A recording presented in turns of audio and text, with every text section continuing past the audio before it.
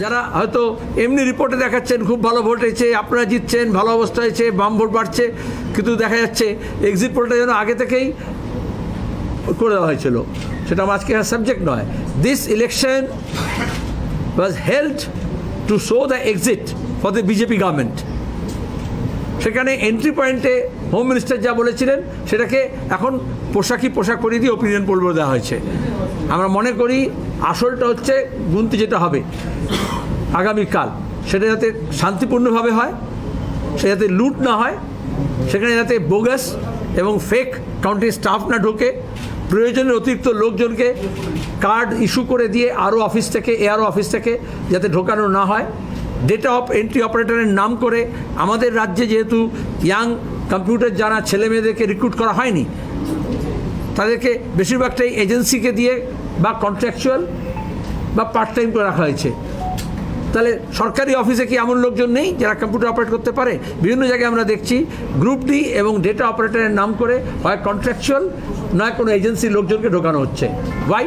রাজ্য সরকারের এমন দেউলিয়া অবস্থা হয়েছে। 7 দফা ভোট তো এই জন্য করতে হলে যাতে স্টাফ নেই, তারপর শিক্ষকদেরকে যেহেতু নিয়োগ করা হয়নি, সেখানে কম্পিউটার জানার লোক সরকারি অফিসে নেই, পার্মানেন্ট স্টাফ এই স্টেট গভর্নমেন্ট আজকে এস্টাবলিশ হলো। আমরা বলেছি তাহলে ব্যাংক, তাহলে এলআইসি, তাহলে central government organisations, public sectors, সেখানে তো আছে কম্পিউটার জানার লোক, সবই তো কম্পিউটারাইজেশন হয়েছে, সেখান থেকে কেন নেওয়া হবে না? এটা স্পেসিফিক আমরা বলেছি।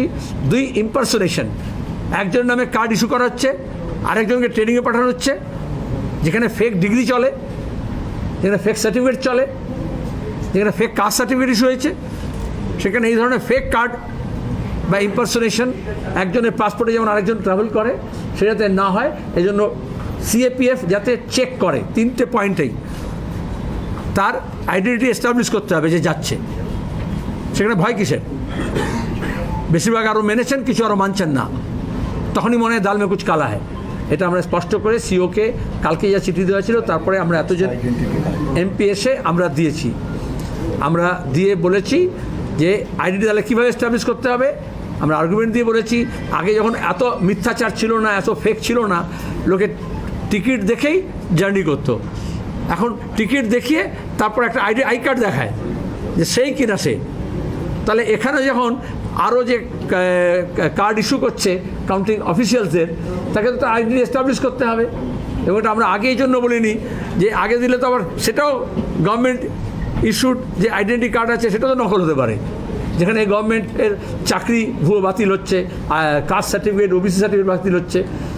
তো সেই জন্য আমরা বলেছি I card issued by any, যেটা হচ্ছে অথেন্টিক, ভোটের সময় দেওয়া হয় 14 রকম জিনিস, যে কোনো একটা দেখাতে পারে, পাসপোর্ট, তা নাহলে অন্য কিছু, ড্রাইভিং লাইসেন্স, তা নাহলে হচ্ছে তার চাকরির যে কার্ড, তা নাহলে হচ্ছে ভোটার আই কার্ড, তা নাহলে হচ্ছে এই ধরনের অন্য আইডেন্টি কার্ড দিয়ে। এটা কি অন্যায় কথা আমি নিজে দাবি করছি যে এটা আরও বা ডিএম অফিস থেকে একটা আই কার্ড ইস্যু করা হচ্ছে, সেখানে একজনের নাম আরেকজনের ছবি থাকতে পারে, যার নাম আছে তার মধ্যে অন্য লোক যেতে পারে, সেজন্য তাকে আইডেন্টিটি এস্টাবলিশ করতে হবে। আর যারাই রিফিউজ করবে তাদের বুঝতে হবে তারা ফেক লোককে ঢোকাতে চাইছে। যদি আমাকে যদি কেউ আইডেন্টি কার্ড দেখতে চায় আমি দেখাবো না কেন? কারা দেখায় না? যে আমাদের দেশে এরকম হয়েছে যে এমপির টিকিটে জার্নি করছে অথচ সে এমপি নয়। এই জন্যই আমরা চাই এটাকে স্মুথ এবং সিমলেস করার জন্য আরও অনেকগুলো সাজেশন আমরা দিয়েছি। বিগত পোস্ট পোল ভায়োলেন্স যা হয়েছে ডায়মন্ড হারবারে, যাদবপুরে, সাউথ ক্যালকাটার কিছু জায়গায়, দমদমে, অন্যত্র, সে ব্যাপারে আমরা নজর এনেছি।